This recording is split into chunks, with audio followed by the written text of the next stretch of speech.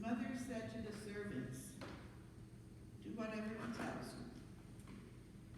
Now standing there were 6 stone jars, water jars, for the Jewish rites of purification, each holding 20 or 30 gallons. Jesus said to them, "Fill the jars with water." And they filled them to the brim. He said to them, "Now draw some out and take it to the chief steward." So they took it.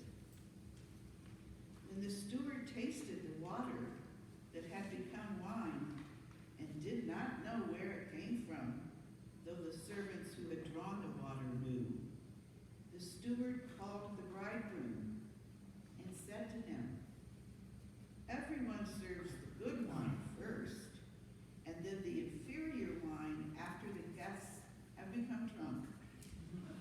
But you have kept the good wine until now." Jesus did this, the first of his signs, in Cana of Galilee, and revealed his glory, and his disciples believed in him.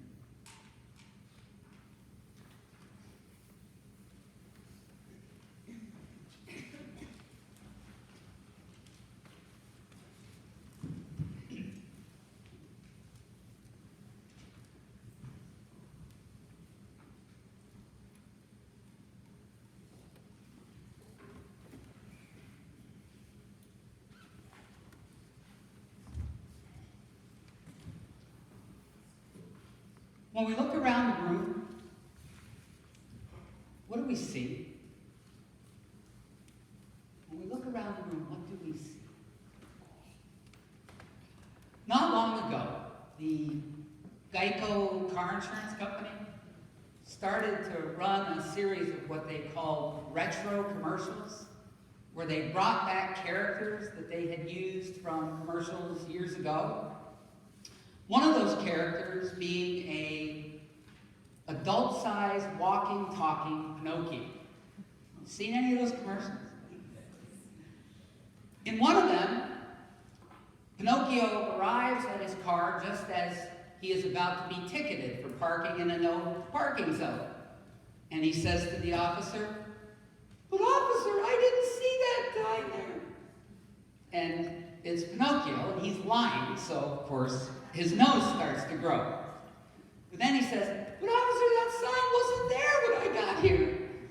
Another lie, nose grows some more. Then there's my favorite of the Pinocchio commercials. Pinocchio as the world's worst motivational speaker. See Pinocchio standing in front of a room with a few people in it, and he begins by saying, "When I look around this room, I see nothing but potential." And then he points to the guy in the front row. "You have potential." And he doesn't believe it. He's lying. So his nose grows. He points to somebody else. "You have potential." Nose grows again. "And you have potential." His nose grows a third time. So he finally just lowers his head and sighs and gives up. So I guess it's all in what you see when you look around the room and what you believe. What did she see when she looked around the room? Mary. Or as the writer of John's Gospel puts it in the scene that we just shared, the mother of Jesus. John, the writer of John's Gospel, does not refer to Mary by name in this scene, or any other scene. The writer of John's Gospel does not call Mary by name once. It is always the mother of Jesus. Which seems kind of strange, doesn't it? But then again, John's Gospel is a bit strange. Strange as in different.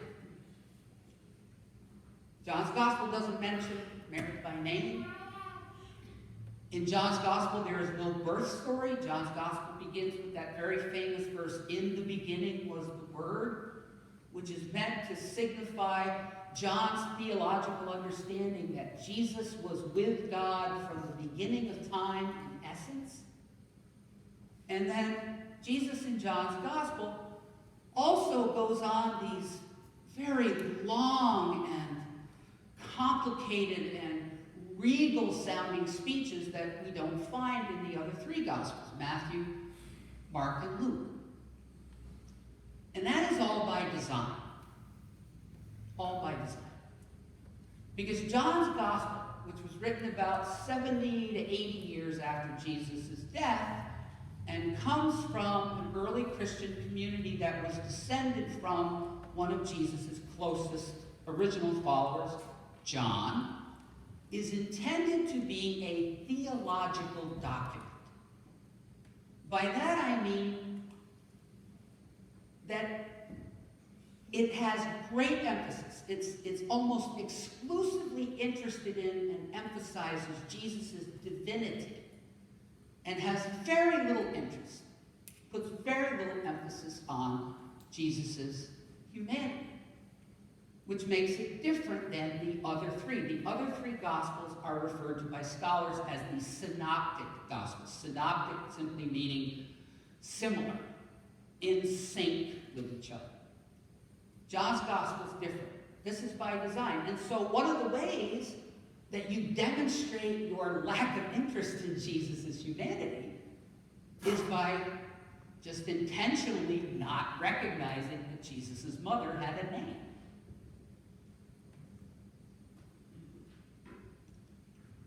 But while Mary may have been denied a name, she is not denied a voice in this scene. They have no wine. Jesus and Mary and Jesus' first four disciples are at a wedding in the town of Cana, which is, or was, about 7 or 8 miles from their home in Nazareth. They're at a wedding in Cana, and the wine runs out. So Mary, John doesn't give her a name, but we're going to use her name. Mary looks at Jesus and says, "They have no wine." Now we know, because we have all had mothers, that that is not an observation. That is a classic example of the motherly order that is not an order. Along the lines of when our mothers, for instance, said, "Your room is dirty," or "That's what you're wearing." Those are not observations. Those are directions to do something about whatever it is. They have no wine, Mary says. But Jesus doesn't bite. He doesn't bite. He responds by saying, "Woman, what is that to you and me? My hour has not yet come." So let's unpack that one. First off, that woman thing.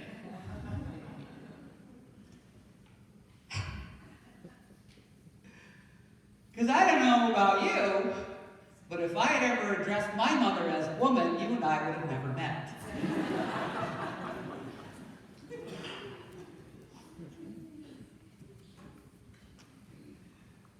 But Amy Jill Levine, who has one of the more fascinating vocational situations of anybody I know, in that she is a Jewish woman who is an endowed professor of New Testament studies at Vanderbilt Divinity School. Levine says that while in that time and place addressing your mother as woman actually would not have been disrespectful, it would have been unusual. But it fits, you think about it, it fits with John's thing here. This emphasis on Jesus' divinity over his humanity. Because not only does John not recognize that Mary has a name, he even has Jesus not use mother, just simply woman. Then there's that "my time has not come yet, my hour has not come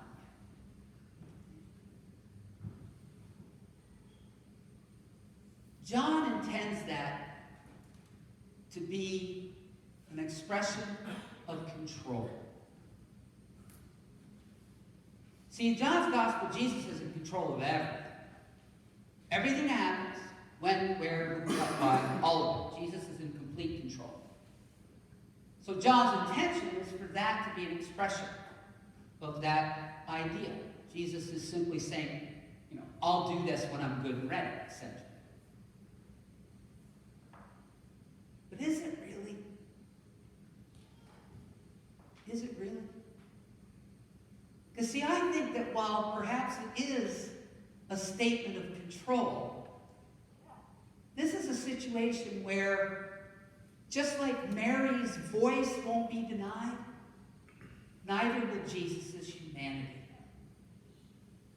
Because I wonder if this "my time has not come yet" thing is a reflection of perhaps hesitancy, uncertainty on Jesus' part, maybe even a lack of confidence. My time has not yet come, as in, I'm not sure I'm ready.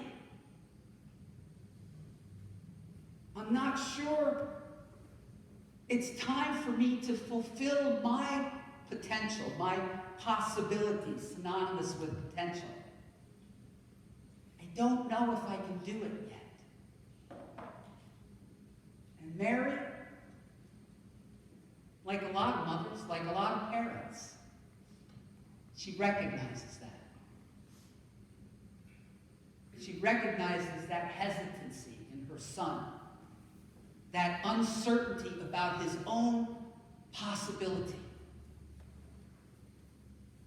And she recognizes that sometimes possibility just needs a little nudge, a little push, a little encouragement. Mary looks around the room and sees nothing but potential, possibility in her son, and what can happen when he acts to fulfill his God-given potential, his God-given possibility. And so she turns to the servants, the wedding banquet servants, and says, just do whatever he tells you to do. Again, another classic motherly way of delivering a message to someone that's meant for someone else. It is her way of saying to him, no, you are ready. I believe you are ready. I believe in your potential. I see it, I believe in it, and you can do this. It is time.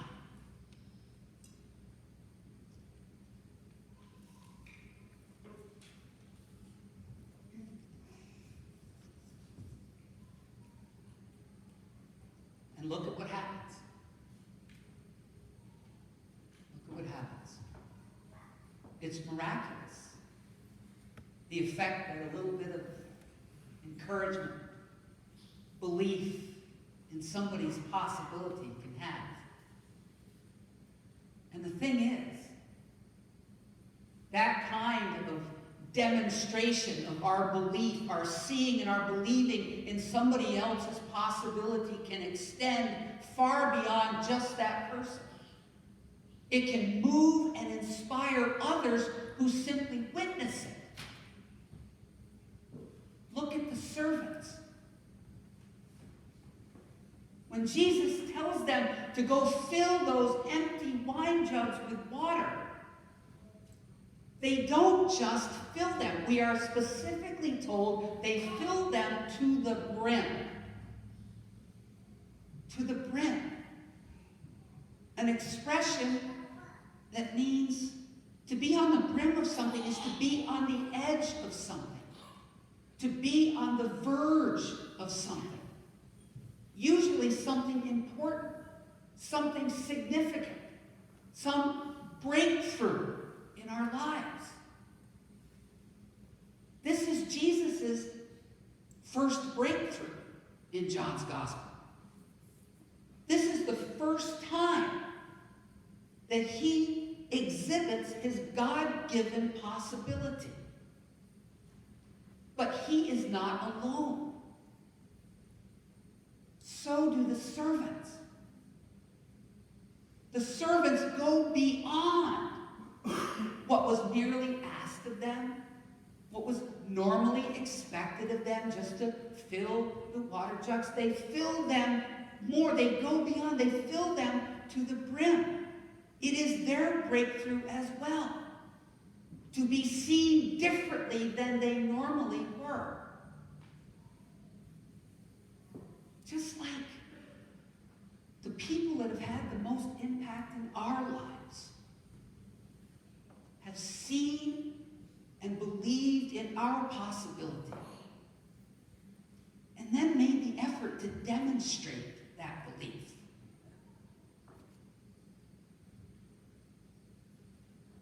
We're in a time right now where there is so much mistrust, so much